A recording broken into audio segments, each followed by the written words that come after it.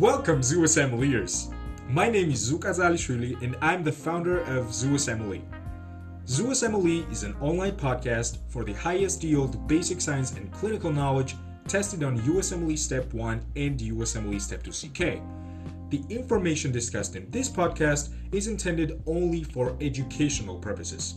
It's not intended to prevent, diagnose, or to treat the medical conditions in real clinical practice, nor is it intended to reflect the policy and the guidelines of various health institutions. Simply put, we serve you to butcher your step exams.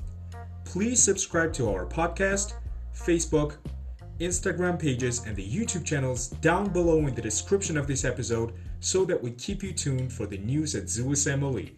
Now, let's start rolling.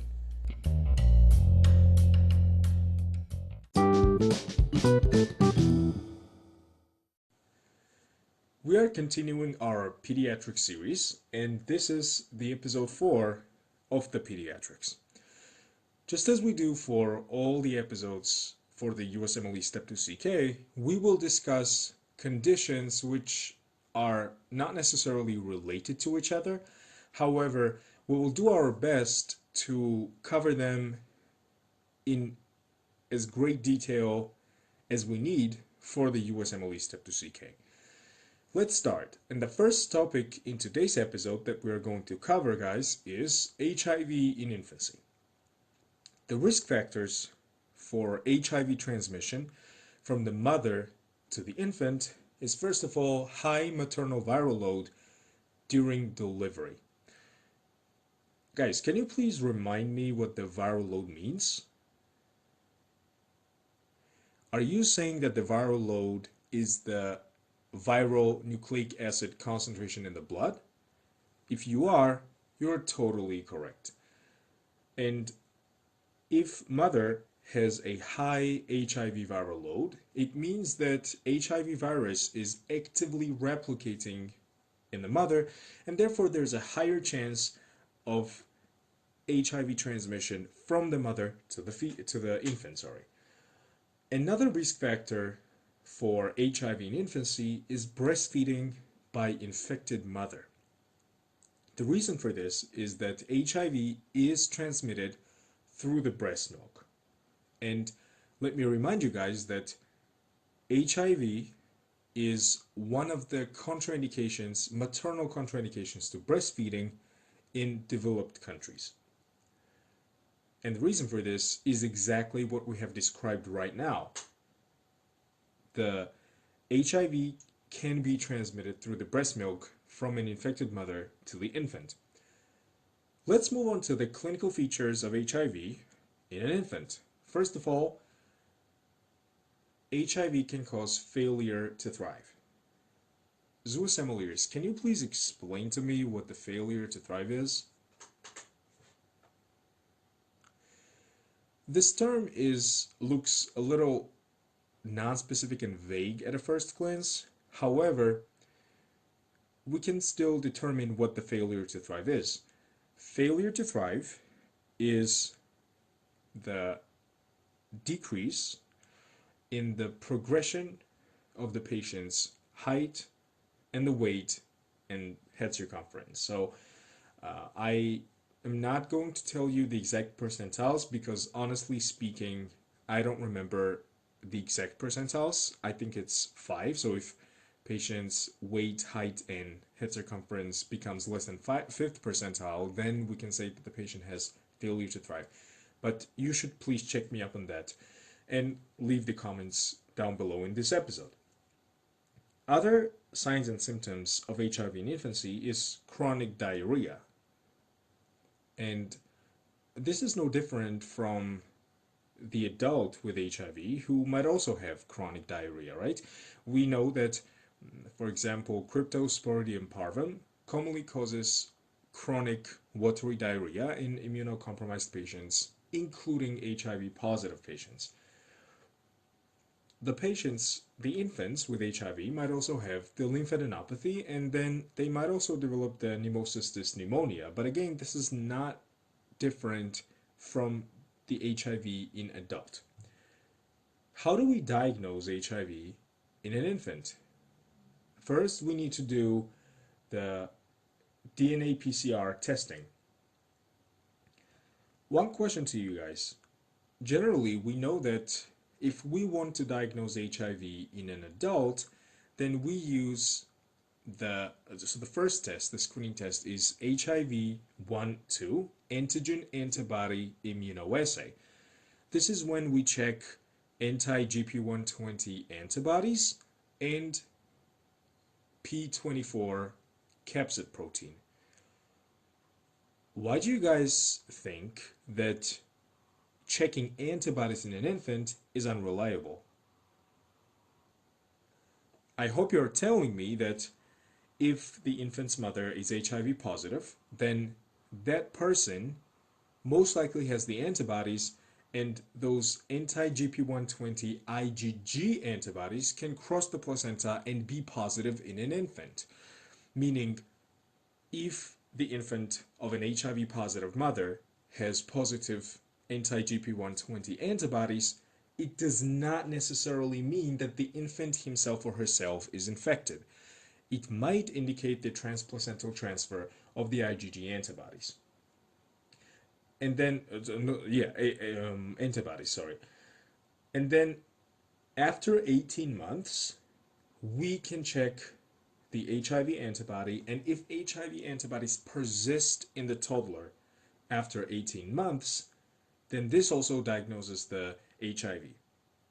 The reason is that transplacentally transferred antibodies will not last beyond 18 months, right?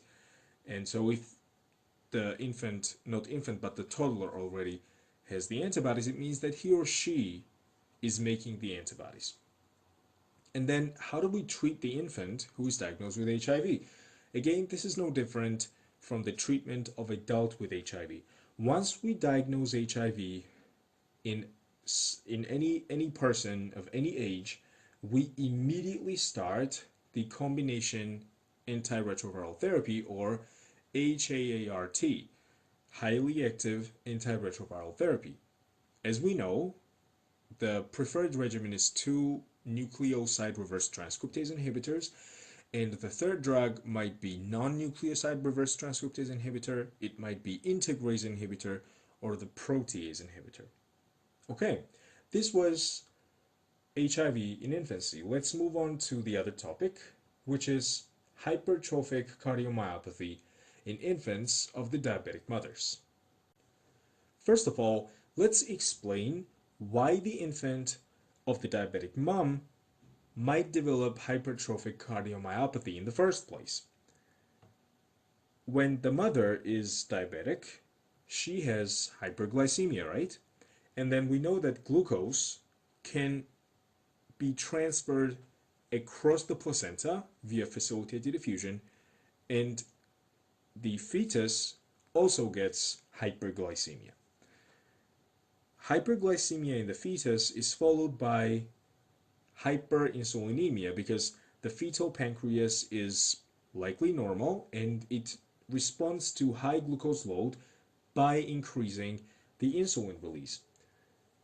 And we should remember that insulin is an anabolic hormone. It helps with protein synthesis, glycogen, and the fat deposition as well.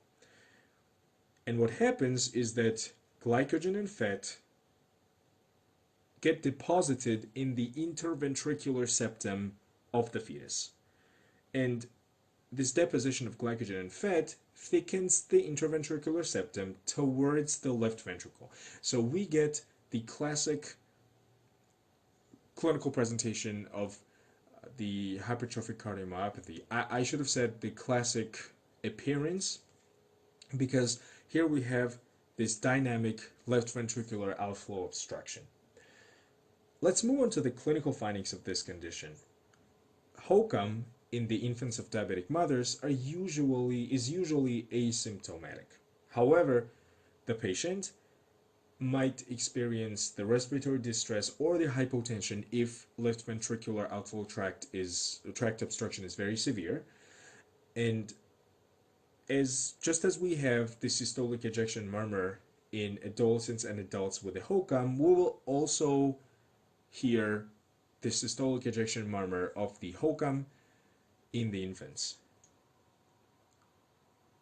How does the HOCM look like on the imaging? Well, on the chest x-ray, we might see the cardiomegaly. And then if we perform the echocardiogram, this is where we can see the thickened interventricular septum. And on the echocardiography of HOCM, we can also commonly appreciate decreased left ventricular chamber size. The idea here is that the wall of the left ventricle, especially the interventricular septum, is so thick that it narrows down the space within the left ventricle. How do we treat the HOCM in infants of diabetic mothers? Well, there is almost no difference in treating HOCM in these patient population and in adolescents and adults. We should give the IV fluids and also the beta blockers to increase the blood volume in the left ventricle. The idea here is that when we give IV fluids, those fluids will increase the venous return to the left ventricle, and therefore they will relieve the left ventricular outflow obstruction by the HOCM. Now, let me give you a question, guys. Why do you think we should give beta blockers to the patient with a HOCM? I hope that you already have an answer, but regardless, let's explain it. When we give beta blocker to a person, the patient's heart rate decreases, right? And when the heart rate decreases, it means that the heart spends more time in diastole, and therefore the diastolic filling time increases. And if left ventricle is filled up with more blood, then the left ventricular outflow obstruction by the HOCM is also relieved. The highest yield point about the HOCM in infants of diabetic mothers is that it is usually self-limiting. This is very surprising in a sense that HOCM that we are used to think about when we say HOCM is the genetic condition, right, with autosomal dominant inheritance. But when we encounter HOCM, specifically in the infants of diabetic mothers, let's recall that this condition is caused by excessive glycogen and fat deposition induced by hyperinsulinemia. Once the fetus is born, then he or she no longer has the direct contact with the mother's glucose, and therefore the infant will no longer have the hyperglycemia, and hyperinsulinemia will also resolve. And then that glycogen and fat, which was deposited in the fetal period, during the fetal period in the interventricular septum, will simply be used up for the ATP production by the myocardiacytes. And then the interventricular septum will go back to its normal size. Therefore, HOCM, specifically in infants of diabetic mothers, is usually characterized by spontaneous regression by 1 year of age. And this was discussion about the HOCM in infants of diabetic mothers. Let's now talk about the hypospadias.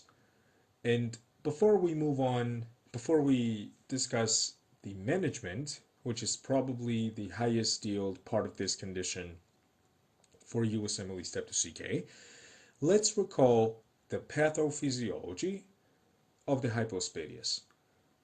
ZooSMLers, do you guys remember what the embryological defect is in hypospadias?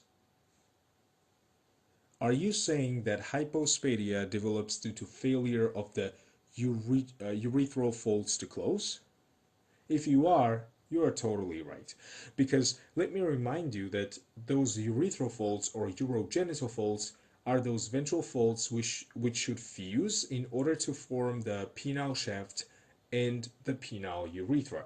Now, if they don't fuse, or if they fuse earlier, sorry, I mean, if there is some gap in the fusion of the urethral folds, then we might get the hypospadia when the urethral meatus is placed on the ventral surface of the penis rather than on the glans penis.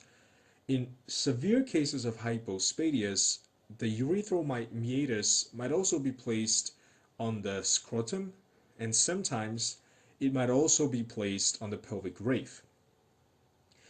And so clinical features are those that we already discussed. We have ventrally displaced urethral meatus, but what we have not said so far is that in patients with hypospadias, the foreskin is usually dorsally displaced, and it's called dorsally hooded foreskin. These patients might also have the underdeveloped penis and the glans penis, and they might also have the penile curvature, which is called chordee. Chordee is when the glans penis is curved ventrally. And the reason for this is that the frenulum connecting the glans penis to the ventral penile shaft is very short. And this frenulum just drags down the glans penis and curves it down. I know that we are not discussing the chordee specifically in this subsection, but still let me give you one side note here. If the patient has the chordee either isolated or in combination with hypospadias, we can cut the frenulum, and this will relieve the tension on the glans penis, and it will most likely correct the position of the glans penis. Okay, let's get back to the hypospadias. And here comes the management. The first thing, and probably the highest yield concept that we should remember about the hypospadias for USMLE Step 2 CK is that we should defer the circumcision of this boy. The reason for this is that hypospadias are usually treated with surgery, specifically the urethral reconstruction. And in order to reconstruct the urethra, we need to lengthen the urethra, right? We need to make the urethral meatus on the glans penis. And in order to lengthen the urethra, we need some tissue. And we can actually take this tissue from the foreskin that would otherwise be circumcised. So again, let's summarize this point. We should defer the circumcision in a boy with hypospadias. And then we should do the urological evaluation for the surgical reconstruction. There is one more point about hypospadias that I'd like to tell you guys. If hypospadia is mild, meaning if the urethral meatus is located on the distal penile shaft, and if this is the isolated problem that the patient has, then we don't need to do any other investigations, because this presentation is most consistent with the isolated hypospadia. However, when hypospadia is very severe, meaning if the urethral meatus is on the scrotum or the pelvic roof, then here is one caveat. In this case, we might be dealing with the virilized female genitalia. In other words, the patient with the hypospadias on the scrotum or the roof might actually have the 46XX disorder of sex development. This is why we should definitely do the karyotype to determine the patient's chromosomal sex. And this is how we wrapped up the discussion about the hypospadias. Now we will discuss the IgE-mediated and non-IgE-mediated food allergies. And in this subsection, we will talk about anaphylaxis, food protein-induced allergic proctocolitis, or FPIAP, and then finally food protein-induced enterocolitis syndrome, or FPIECS. Let's start with anaphylaxis, and before we dive deep into this, let me tell you one thing. Anaphylaxis looks almost the same in children and also in adults. And the onset of anaphylactic reaction and anaphylactic shock might be at any age. This might happen to an infant, this might happen to a child, adolescent, or adult. It is usually prevalent in people who have allergies, for example, eczema or asthma. And as we know, anaphylaxis is a type 1 hypersensitivity reaction. This is why the symptoms start very rapidly within the hour of the allergen exposure. Let's suppose that the patient went to a seafood restaurant and then he or she turned out to be allergic to seafood, and when the patient ate the seafood, then he or she started to have urticaria or the hives, also vomiting. There might be wheezing due to histamine-induced bronchoconstriction, angioedema due to histamine-induced increased vascular permeability, and finally hypotension due to histamine-induced vasodilation. This is what I meant when I was saying that the clinical features of anaphylaxis in adults and children are almost the same. And so is the treatment. We need to treat the anaphylactic shock with intramuscular epinephrine injection. This is the first line therapy. Let's move on to another IgE-mediated food protein allergy.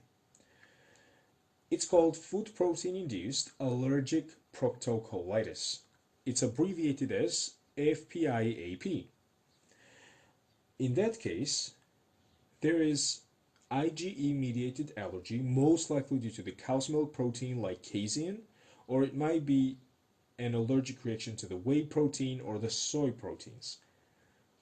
But regardless of which protein the patient is allergic to, the patient develops eosinophilic inflammation in the distal colon and the rectum. Here's a thing, when we say eosinophilic inflammation in the mucosa, we don't mean that we should do the biopsy in this patient, because biopsy is very invasive and this will likely not change the management of food protein-induced allergic proctocolitis. However, it's a very high-yield histological finding that we should remember. FPIAP usually occurs in the infants at the age of less than 6 months, and it starts very insidiously. It's not acute, just in contrast to the anaphylaxis. The clinical features of food protein-induced allergic proctocolitis include the painless bloody stools, and the patient, the infant, is usually well appearing. He or she is active, playful. There's no change in either the consciousness or the mood of the patient, but what the parents observe and what they are terrified about is that their son or daughter has the bloody stools almost all the time.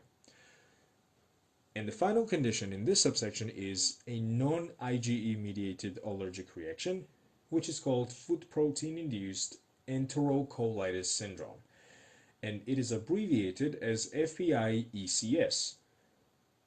FPI-ECS usually occurs in infants less than 12 months of age. And the first difference between food protein-induced allergic proctocolitis and food protein-induced enterocolitis syndrome is that the latter one is very rapid. It starts it starts within the hours. And the clinical presentation of food protein-induced enterocolitis syndrome is also much more severe than that of FPIAP.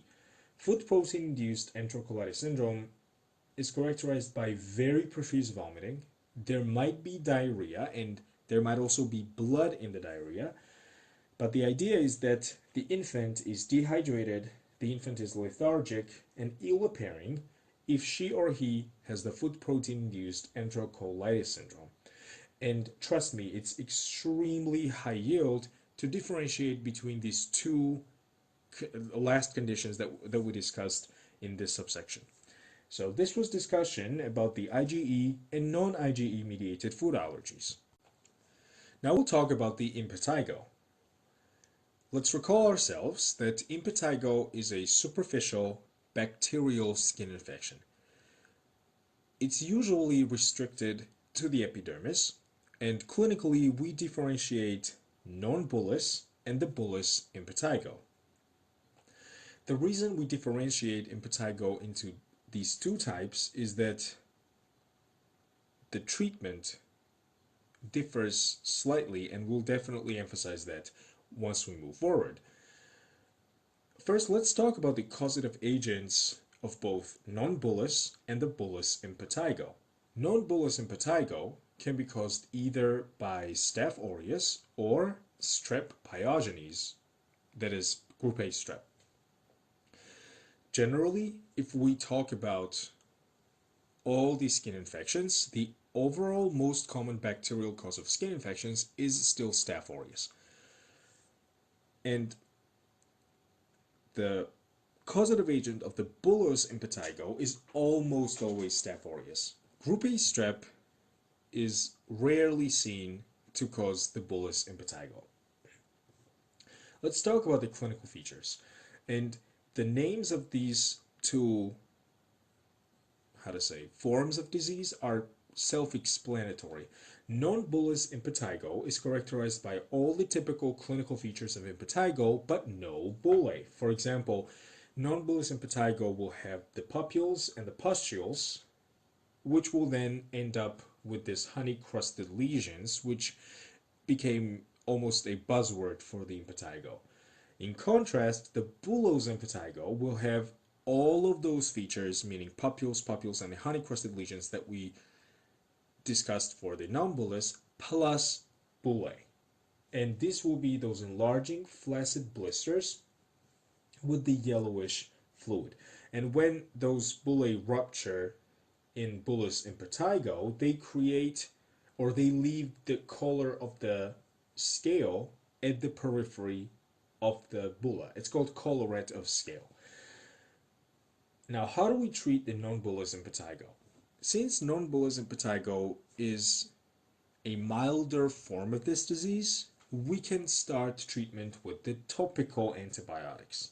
And then if the non-bullous impetigo becomes diffusely spread throughout the body, then we can move on to the oral antibiotics like cephalexin, because if impetigo involves most of the body surface area, then it's very impractical to apply the topical antibiotic to all of those body areas. Therefore, the oral antibiotic will be a better choice in that case. In contrast, when we have the bullous impetigo, then we need to give oral antibiotics no matter how much of the body surface area is involved. Even if the bullous impetigo is restricted only to one body region, we still need to give oral antibiotics because the causative agent of the bullous impetigo is almost always Staph aureus, and we need to give the systemic antibiotics to fight off this Staph aureus in this case. And this was discussion about the impetigo. Let's discuss the complications seen in the infants of diabetic mother. We have already discussed the HOCAM in the infants of diabetic mother, but that discussion was concentrated only on the HOCAM. Now we will talk about all the complications that might potentially arise in an infant who has a diabetic mother. Again, let's remind ourselves that when the mother has diabetes mellitus, she has hyperglycemia. And the fetal consequences of maternal hyperglycemia depend on which trimester the fetus is exposed to hyperglycemia in. If the fetus gets the transplacental transfer of excessive glucose in the first trimester, then we get much more severe complications because the first trimester is the first 12 to 13 weeks of pregnancy, and we have the embryonic period or the period of organogenesis in this period, in this time range, right? Because the period of organogenesis lasts from week 3 to week 8. And maternal hyperglycemia will cause the most deleterious effects in the infant, not in the infant, but in the fetus, sorry, in the first trimester. Let's talk about these complications if the fetus is exposed to hyperglycemia within the first trimester. First of all, there is a very high risk of congenital heart disease. The reason for this is what we have already discussed. Every organ is being formed initially from week 3 to week 8, and if there is disruption within the formation of the organ, this is when we get the serious complications. And the examples of congenital heart diseases seen in the infants of the diabetic mothers include transposition of the great vessels, and also we can see the ventricular septal defect.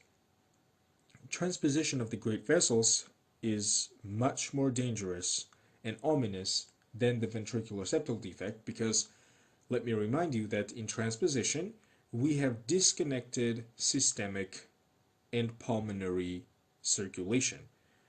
And what's even more, the oxygenated blood circulates in the pulmonary circulation while deoxygenated blood circulates in the systemic circulation.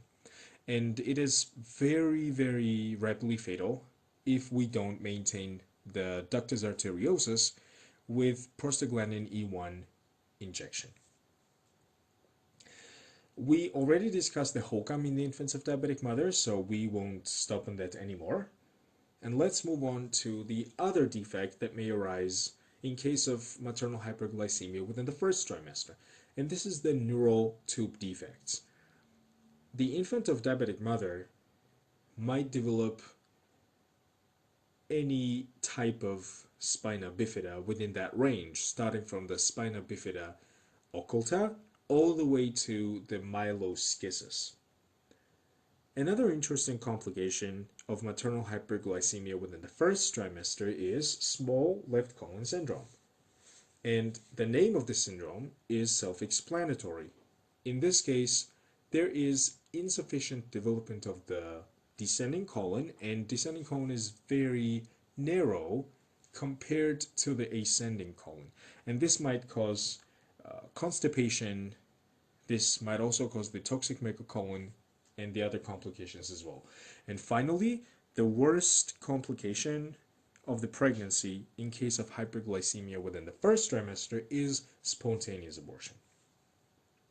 Okay, let's talk about what happens if the fetus is exposed to increased maternal glucose within the second or third trimesters. In that case, the fetus also gets hyperglycemia, and as we already explained in case of HOCAM,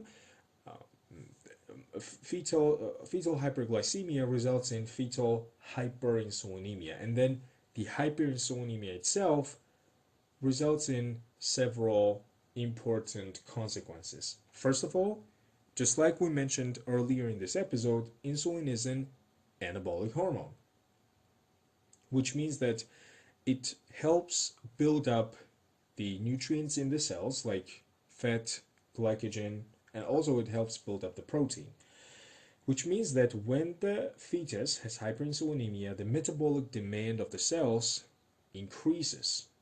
Well, when the metabolic demand of the tissues increases, then the tissues consume more and more oxygen. And if the tissues extract lots of oxygen from the fetal blood, it means that the fetus will develop hypoxia due to hypoxemia. Okay, now I need your answer, guys. If the patient, regardless of whether it's a fetus or child, adolescent or adult, if the patient has hypoxia, which hormone is produced from the interstitial fibroblasts of the peritubular capillary cells of the kidney? Are you saying erythropoietin? If you are saying that, that's totally right. Fetal hypoxemia will trigger excessive erythropoietin production from the kidneys, and then this erythropoietin will stimulate RBC production in the bone marrow. Therefore, infants of diabetic mothers who are exposed to excessive maternal glucose within the second or third trimesters might develop neonatal polycythemia when the hematocrit of the neonate is more than 65%.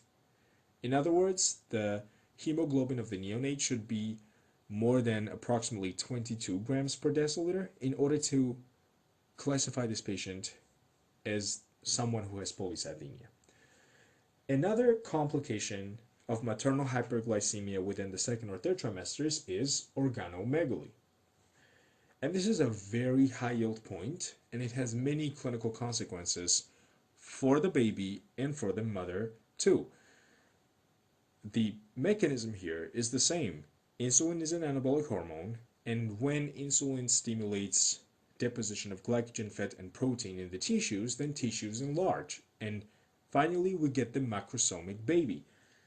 Very commonly, the fetus of the diabetic mother might weigh more than 4 kilograms. This is an official definition of the fetal macrosomia. And then you can imagine that if the fetus weighs more than 4 kilograms and if the fetus is too large for the maternal pelvis, then the mother might need to undergo C-section due to cephalopelvic disproportion. Or if the mother goes into the physiologic labor, there might be the need for the operative vaginal delivery like vacuum or the forceps as well.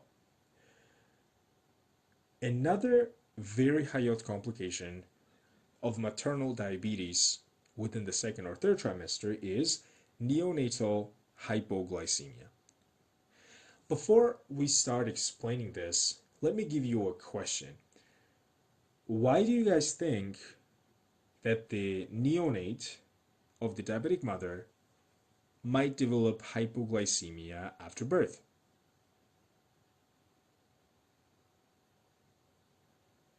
I really hope that you already have an answer, but regardless, let's discuss it.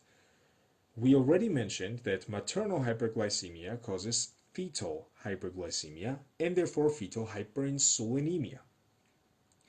Once the fetus is born, then he or she is no longer exposed transplacentally to maternal glucose. However, insulin is still high in the neonate, and that excessive insulin will drive lots of glucose into the skeletal muscle and the adipocytes, and therefore the infant might actually end up with hypoglycemia. And the common symptoms of hypoglycemia might be either jitteriness or altered consciousness. It might even result in a seizure in a neonate. And then the other complication that I'd like to discuss with you guys is the complications of macrosomia. Macrosomia can result in shoulder dystocia if the labor progresses to the second stage, right? Shoulder dystocia is when the anterior fetal shoulder is lodged under the maternal pubic symphysis. And then shoulder dystocia has a complex management that we won't discuss here because that's the topic of the obstetrics. But the idea is that the fetus might get many complications or injuries from all those manipulations for the shoulder dystocia. First of all, if we apply the traction on the fetal neck during the shoulder dystocia, we might actually cause the brachial plexopathy. In brachial plexopathy, we mean both upper trunk injury, which, let me remind you, is called Erb's-Duchenne palsy, and we might also cause the Klumpke palsy or the claw hand, which, as you remember, is the lower trunk injury or the injury of C8 and T1 roots. The idea is that brachial plexopathy caused by shoulder dystocia usually has a good prognosis. Usually, these infants regain their neuromotor function shortly after birth. Shoulder dystocia due to macrosomia can also result in either spontaneous or iatrogenic clavicular fracture. When there is a high pressure on the clavicle due to the shoulder being lodged under the maternal pubic symphysis, the clavicle might fracture. Or sometimes, in order to facilitate delivery of the macrosomic baby who is in the shoulder dystocia, the doctors might intentionally break the fetal clavicle to just expedite delivery. Not expedite, but facilitate delivery. Clavicle fracture, just like the brachial plexopathies, has a good prognosis in a neonate because, as you can imagine, the bone turnover is intensive and more active in the neonates, and therefore clavicular fractures usually heal without any possible sequelae for most of the times in the neonates. And then the final complication of the macrosomia might be perinatal asphyxia. And this is just due to the fetal size. So when the fetus is too big, he or she might experience excessive compression in the birth canal, and this might actually result in asphyxiation and anoxia of the fetus. This is why macrosomic fetuses might need to be delivered via the C-section. And this is how we wrapped up the complications in the infants of the diabetic mothers. Let's move on to the infantile hemangioma. Infantile hemangioma is also called strawberry hemangioma because it looks like the strawberries. And infantile hemangioma is a very high yield topic for the USMLE Step 2 CK because it is associated with many different conditions, and at the same time it's very high yield to know the management of infantile hemangioma. As the name implies, hemangioma is the benign tumor of the blood vessels, and it usually appears within the days or the weeks after birth, if we are talking about the infantile hemangioma. Infantile hemangioma has two phases. There is proliferation phase, and then there is involution phase. Proliferation phase usually lasts for the first 6 months of life, and this is when the blood vessels in the hemangioma proliferate, and therefore the size of hemangioma increases. And we might even get the raised soft plaque. And then usually after 6 months, hemangioma starts to involute and just narrow down. And we will receive this red-violet lesion that will regress in size over time. This is the usual course of the infantile hemangioma, but please, let's keep in mind that not all infantile hemangiomas regress timely, and this is when the management might become necessary. Before we talk about the management of infantile hemangioma, it's very important to talk about the additional studies that should be done in an infant with hemangioma. First of all, hemangioma is a clinical diagnosis. We don't need additional studies to diagnose the hemangioma itself. However, there are certain conditions associated with hemangioma which might need to be diagnosed in the infant. First of all, if the infant has at least 5 skin hemangiomas, then we should perform the liver ultrasound. The idea here is that if the infant has at least 5 cutaneous hemangiomas, then there's a high risk that the infant might also have hemangioma in the liver. Okay, let's say that the infant has the hemangioma in the liver. So what?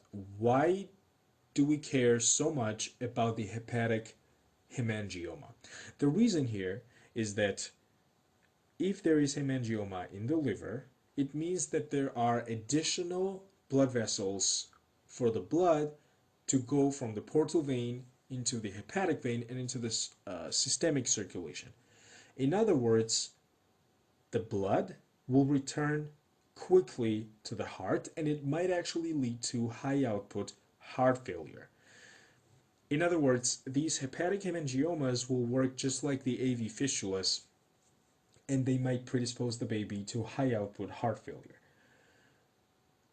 On the other hand, if hemangioma is on the face and if it's large, then we should consider to perform echocardiography and the MRI of the brain. Before we discuss the rationale behind these two studies, could you please tell me why we should do those studies? I hope you're telling me that we are trying to rule out the face syndrome. Face syndrome, which is spelled like PHACE syndrome, is a genetic syndrome of unknown pathophysiology and genetics. And it's the association of several findings that are present in the patient. P stands for posterior cranial fossa anomalies. And this is exactly why we perform MRI of the brain in an infant with large facial hemangioma. We need to screen for those posterior fossa anomalies. The H stands for the hemangioma itself. Then A stands for arterial anomalies, C stands for cardiac anomalies, and this is why we do the echocardiography, and finally E stands for the eye anomalies. It's very high yield to know that the face syndrome exists, and it's even higher yield to know that large facial hemangiomas in the infant needs further investigation with echocardiography and with the MRI of the head. If the infantile hemangioma is in the beard distribution, so in the upper neck, then we might need to do the laryngoscopy. Zoas Emeliers, why do you think we might need the laryngoscopy in case of cervical facial hemangioma? Because if the patient has hemangioma in the upper neck, she or he might have the same type of lesion, the hemangioma, in the larynx or in the upper airways, and therefore there is a high risk of the airway obstruction or bleeding into the airways, and we need to diagnose the patient with the respiratory hemangiomas or pulmonary hemangiomas as soon as we can, because in that case we will need the surgical management. The final caveat to know about the evaluation of hemangioma in the infants is that if we see hemangioma at the lower back, that is, if we see the lumbosacral hemangioma, then we should do the spinal ultrasound, because it turns out that lumbosacral infantile hemangiomas are commonly associated with the anomalies of the spinal cord, and this is what we need to screen for with the spinal ultrasound. Let's talk about the management of the infantile hemangioma. First of all, if the hemangioma is small and if it's not increasing too rapidly, then we can observe this lesion, because we know that after 6 months of age, hemangioma starts to involute, and for most of the times it will disappear on its own. However, there are certain hemangiomas which are considered to be high-risk hemangiomas. Before we discuss the management of the high-risk hemangiomas, let's first define what the high-risk hemangioma actually means. So if hemangioma is large and it's on the face, and if it's rapidly growing with ulceration or scarring, this is a high-risk hemangioma. Or let's say that hemangioma is in the periorbital skin. In that case, there is a high chance that hemangioma might compress the orbital structures, and this might actually lead to the vision impairment. Therefore, we need to act fast in case of periorbital hemangiomas, which are also considered to be high risk. We have already discussed the hepatic hemangiomas, and we mentioned that the reason why they are considered to be high risk is that there is the possibility of the high output heart failure with hepatic hemangiomas. And finally, we have also reviewed the importance of the subglottic hemangiomas, and we said that the airway hemangiomas have the possibility of either airway obstruction or bleeding, and therefore they are also considered to be high risk. When we have the high risk hemangiomas, first we need to try the beta blocker, especially propranolol. Now, let me give you a question, guys. Why would we give propranolol for hemangioma?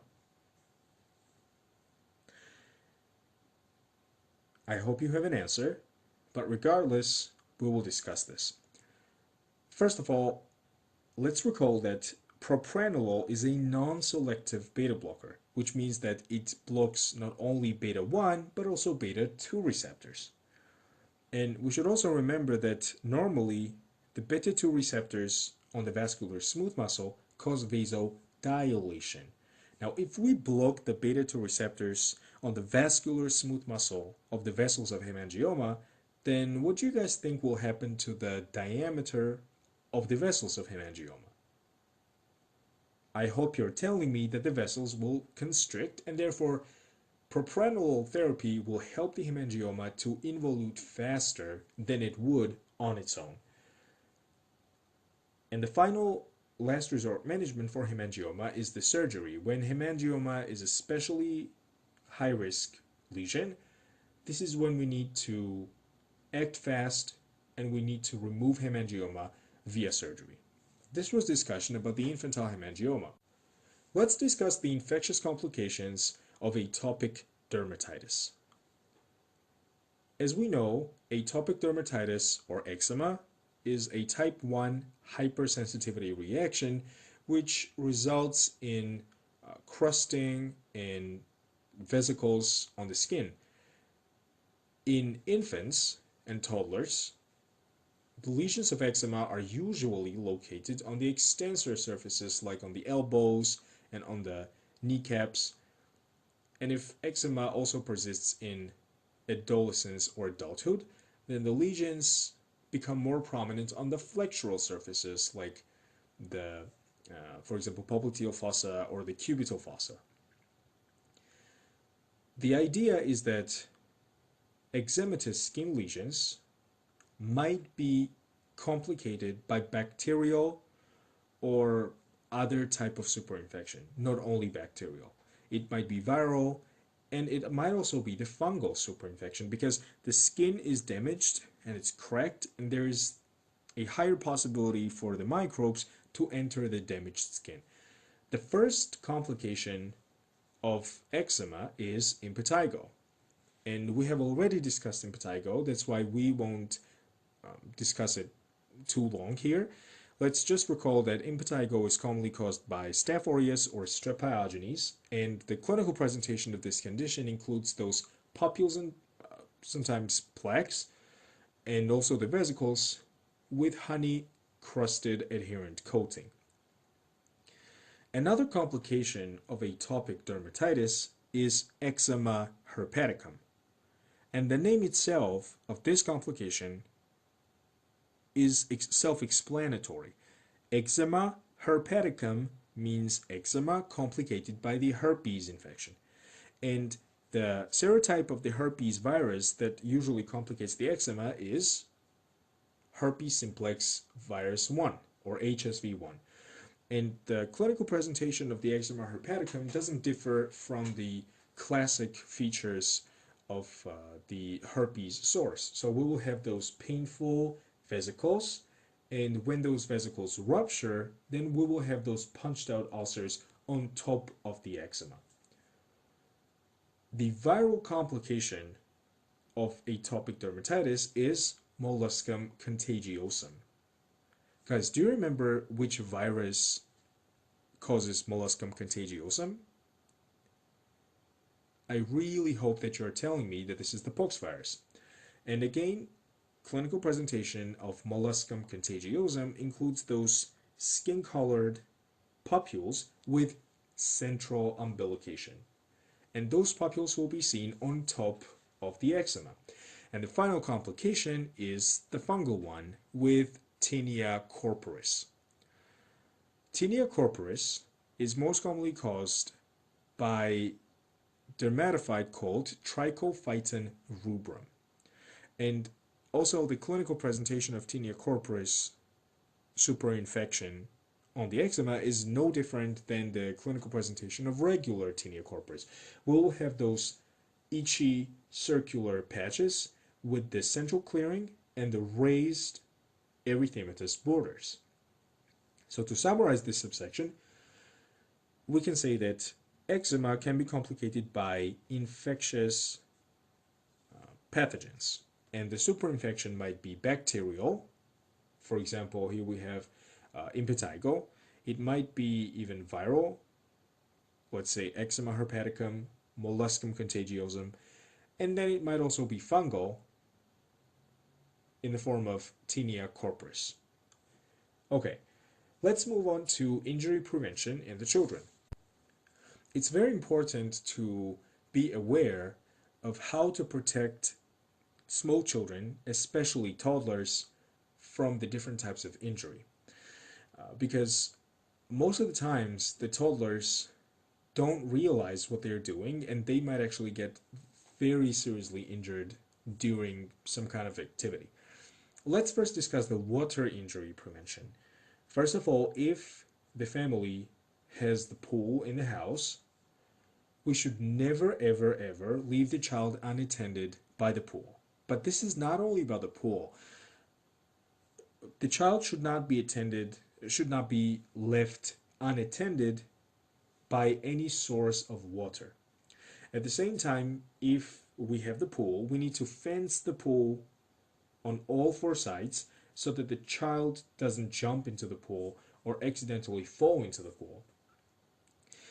If we let the child go into the pool, then we need to use the life jackets rather than the floaters, because life jackets pull up the whole weight of the child, while the floaters pull up the weight of the arms, and then the child might actually drown by the head pulled down in the water.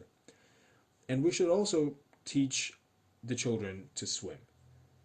As for the fire injury prevention, we need to install the smoke detectors on every floor of the home, on every level, and we should also make sure that we test those smoke detectors and they work, so that if there is fire, we will be notified and we will save our children from potentially dangerous situations. Gun injury prevention is a very high yield topic for USMLE Step 2 CK, and it's also a very practical topic because once again, children might not be realizing what they're doing, and their actions might end up in catastrophic consequences.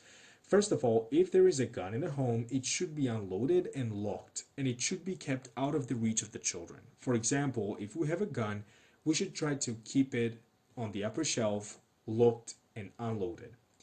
And we should also store the ammunition separately from the guns.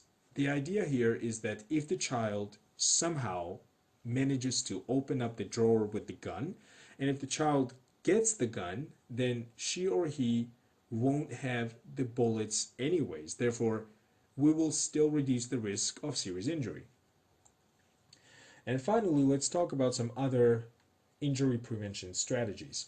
We should keep all of the medications, all of the toxic household products like bleach, out of the reach of the children.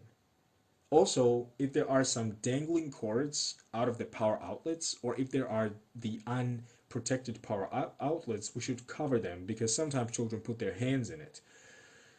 At the same time, we should set the water heater temperature to a maximum temp of 49 degrees, not more. We should also put the furniture and the TV next to the wall. The idea here is that if the child climbs up on the furniture or the TV, if that device or furniture is next to the wall, the child won't fall down on the floor from the height.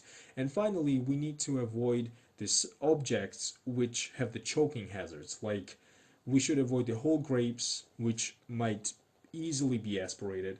We should also avoid the raw vegetables and like small objects, for example, very, very small toys. And this was discussion about the injury prevention in children. Let's move on to the intraventricular hemorrhage. As the name implies, intraventricular hemorrhage is the bleeding into cerebral ventricles. Mostly the ventricles that the bleeding occurs in are the lateral ventricles. And the mechanism behind intraventricular hemorrhage is that some infants have very fragile and weak germinal matrix under the lateral horns of the lateral ventricles. This germinal matrix is part of the brain under the lateral ventricles, which are very vascular. However, those vessels normally involute to a great extent before the term birth, and most of the term infants have the stronger germinal matrix that is not predisposed to bleeding anymore. However, if the infant is premature or if the infant has very low birth weight, which is determined as the birth weight of less than 1.5 kilograms, then there's a higher possibility that the germinal matrix is still very weak and fragile, and the vessels have not involuted yet. So even a small change in the blood pressure might rupture the vessels in the germinal matrix, and this might end up in bleeding within the germinal matrix first, and then the bleeding might extend into the lateral ventricles. As we already mentioned, the risk factors are prematurity and the very low birth weight. Now, let's talk about the clinical presentation of the intraventricular hemorrhage. Surprisingly, for most of the times, intraventricular hemorrhage is, that's right, asymptomatic.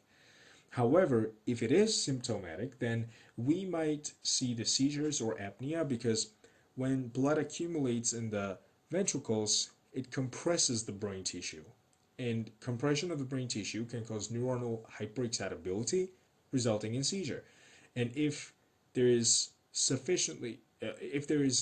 an excessive increase in the intracranial pressure, then the pressure might actually compress the medullary respiratory center, resulting in apnea. We were just talking about an increased intracranial pressure, and this increased pressure might also result in the full fontanelle. This is a very high yield point to remember about the intraventricular hemorrhage. Generally, we know that fontanelles, like anterior and posterior fontanelles, are open in the first year or so, and fontanelle, the level of the fontanelle is usually below the level of the skin. When the fontanelle is at least at the same level as the skin, we should suspect that there is an increase in intracranial pressure. What I'm trying to tell you guys is that full fontanelle does not necessarily mean intraventricular hemorrhage. It might mean hydrocephalus. It might mean meningitis. So, to summarize, full fontanelle or bulging fontanelles means increased intracranial pressure. And then finally, the neonates with intraventricular hemorrhage might develop acute anemia because they have relatively small blood volume, and even a minor loss of blood from the blood vessels into the lateral cerebral ventricles might cause a rapid drop in the hemoglobin levels. How do we diagnose intracranial hemorrhage? Well, we should do the head ultrasound or cranial ultrasound, because ultrasound has no radiation and therefore it's safe to do in the neonates and generally in children. On the ultrasound, what we'll see is hyperechoic material, which is actually blood, within the germinal matrix that might actually extend into the lateral ventricles. This is a very high yield point because intracranial hemorrhage due to fragile matrix does not necessarily have to involve the cerebral ventricles at the time of imaging study. Even if there is this hyperechoic material, which is actually the blood within the germinal matrix, this fact itself already means that the bleeding has started and it will most likely extend in the ventricles. Okay, and the last point, and probably one of the highest yield points about the intracranial hemorrhage, is that if the neonate is born at less than 32 weeks of gestational age, we perform the cranial ultrasound even as a screening test. In other words, even if the neonate born at less than 32 weeks has no symptoms, we should still do the cranial ultrasound because the risk for intracranial hemorrhage is very high in this patient population, and plus, as we already mentioned, the for most of the times, intracranial hemorrhage is asymptomatic. And this was our discussion about the intracranial hemorrhage. Let's talk about the introduction of highly allergenic foods in the infant diet. And before we talk about which infant is considered to be a low-risk infant and which infant is considered to be a high-risk infant, we should first mention which food is considered to be highly allergenic.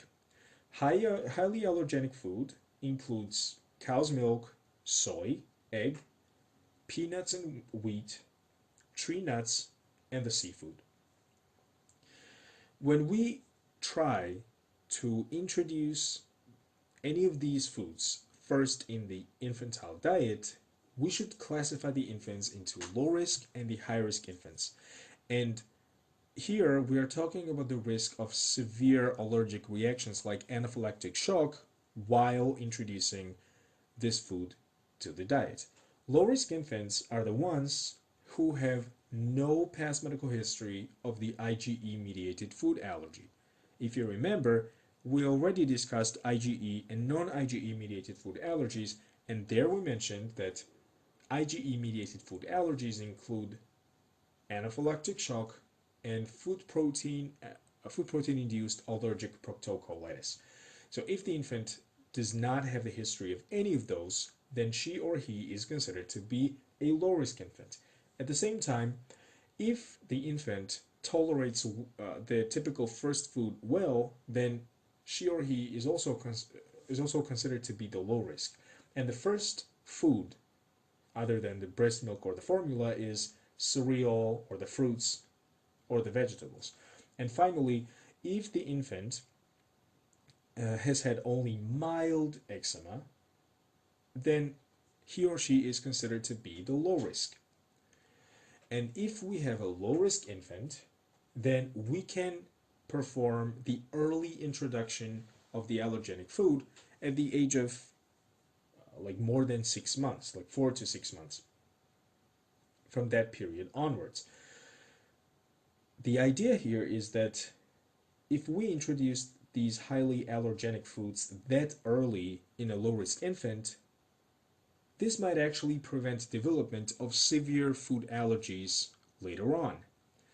And also, low risk infants have low risk of developing severe reactions like anaphylaxis, and therefore we can introduce these allergenic foods at home safely. Let's move on to the high risk infants. High risk infants are the ones who have the past medical history of IgE mediated food allergy, either that of anaphylaxis or food protein induced allergic proctocolitis. Additionally, if the infant has very severe or the refractory eczema, she or he is also considered to be high risk for the introduction of the allergenic food. And when we have the high risk infant, here is how the management works. First, we should refer this patient for the allergy testing. This is like skin prick test when they introduce the different allergens to the patient's skin with a very small dose, and then they observe what kind of reaction the patient's skin will reveal. If there is mild to moderate wheal on the allergy testing, then we can consider in-office feeding of this baby with highly allergenic foods. The idea here is that since there was an allergic skin reaction to the antigens of this food to the baby, then we should be in the office with all the necessary medications and equipments on our hands so that if the baby develops, let's say, anaphylactic reaction, we have the intramuscular epi right on our side and we can treat the baby. However, if there is a large wheel on the skin allergy testing, then it's better to avoid these highly allergenic foods altogether in this baby because the risk for severe reactions like anaphylactic shock is really, really high. And this was our discussion about the introduction of the highly allergenic foods to the infantile diet. Let's move on to another topic. Let's talk about the iron deficiency anemia in young children. First off, we need to discuss the risk factors for iron deficiency anemia. One of the most important risk factors is prematurity because premature babies have the low iron stores, and this is why they might develop the iron deficiency anemia. Lead exposure is another risk factor for the iron deficiency anemia. In less than 1-year-old infants, the cause of iron deficiency anemia might be late introduction of the solid food. We know that the solid food can be slowly introduced to the infant's diet at the age of 6 months. So if the infant is exclusively breastfed after 6 months of age, that might be the reason for iron deficiency anemia. The idea here is that although the breast milk has the iron, the absorption of the iron from the breast milk is not that good, and this might cause the iron deficiency anemia. Also, ingestion of cow's milk, excessive cow's milk, goat's milk, or soy can also result in iron deficiency anemia in less than 1-year-old infants. If the child is more than 1 year old, then the risk factors for iron deficiency anemia might be, again, excessive cow's milk consumption. Specifically, if the toddler consumes more than 24 ounces of cow's milk per day, in other words, if the toddler consumes more than approximately 700 milliliters of cow's milk per day, that might cause the iron deficiency anemia because cow's milk is not that rich in the iron. Additionally, if the child has less than 3 servings of the iron-rich foods per day, this logically might cause iron deficiency anemia because the child does not consume enough iron. How do we diagnose iron deficiency anemia? Generally, we should perform the universal screening for the iron deficiency anemia by the hemoglobin at the age of 1 because we need to correct the iron deficiency anemia in infants and toddlers as soon as we can. And in this case, the hemoglobin is usually less than 11 grams per deciliter. We know that iron deficiency anemia is a microcytic anemia, therefore MCV will be low, and the red cell distribution widths will actually be high because some RBCs have more iron than the other ones, and therefore some are more mature than the other ones, and their sizes also differ. And finally, the treatment for suspected iron deficiency anemia in young children is empiric trial of the iron supplementation. In other words, when we see that the young child has low MCV and hemoglobin less than 11 grams per deciliter, we can assume that this is iron deficiency anemia and we can start supplementing the iron. If the child responds to iron supplements, then this truly was an iron deficiency anemia. However, if the patient's anemia is resistant to the iron supplements, then we can stop the supplements and we can think about the other causes, possibly genetic conditions like thalassemias. And this was discussion about the iron deficiency anemia in young children. The last topic that we'll discuss in this episode is juvenile idiopathic arthritis. Juvenile idiopathic arthritis has 3 subtypes. We have oligoarticular, polyarticular, and systemic JIA. And now we will discuss each of them according to their prevalence, the age range of the typical patient, the sex ratio, and the clinical features. The most common type of juvenile idiopathic arthritis is the oligoarticular JIA. It accounts for 50% of all the cases of JIA, and it usually starts pretty early in the children from the age of 2 to 4. Oligoarticular arthritis is much more common in females than in males. And now let's talk about the clinical features, that is, diagnostic criteria. Oligoarticular arthritis is called oligoarticular because it involves small amount of joints. Specifically, we have arthritis in less than 5 joints. And oligoarticular arthritis can be complicated by the uveitis. Therefore, regular ophthalmological screening can be indicated for patients with JIA.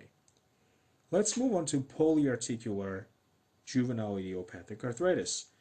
Polyarticular JIA is the second most common type of this disease because it accounts for approximately 40% of all the cases of JIA. The age range within which polyarticular juvenile idiopathic arthritis starts is double. It can happen in children from age 2 to 5, but it can also happen in children from age 10 to 14. And it's also more common in females than males, similarly to oligoarticular arthritis, and the difference is in the number of the joints. Polyarticular arthritis is called so because it involves at least 5 joints. We have arthritis in at least 5 joints. And just like the oligoarticular JIA, polyarticular JIA can also be complicated by the uveitis. And the final type of JIA is systemic juvenile idiopathic arthritis, also known as Still's disease. It's the least common type of this condition because it accounts for approximately 10% of all the cases of JIA. At the same time, systemic JIA can start at any age less than 18 years old. And in that case, the prevalence of systemic JIA is almost equal in females and males. Let me remind you that this is in contrast to both oligo and polyarticular JIA because both of these types of disease were more common in the females than males. And then finally, let's talk about the clinical features of systemic JIA. It's called systemic because other than the arthritis, these patients commonly have the other systemic symptoms. First of all, in order to diagnose somebody with systemic JIA, she or he should have the arthritis in at least one joint for at least 6 weeks. Additionally, this patient should have quotidian fever for at least 2 weeks. Quotidian means daily, or like quotidian fever is daily fever.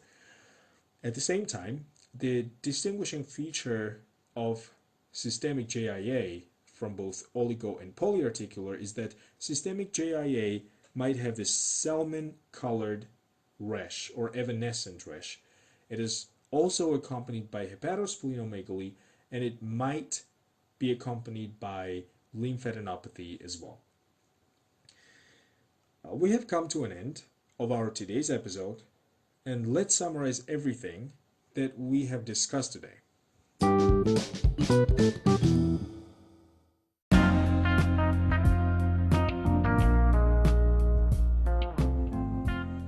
In this episode, we have discussed multiple different topics across the pediatrics. The main take-home message for practically all of these is to know their current diagnostic algorithm, if any, and their treatment as well. You can leave the voice message on this episode to let us know how we can improve our podcast for you. So thank you for your kind attention, Swiss Emiliers, and see you on the next episode.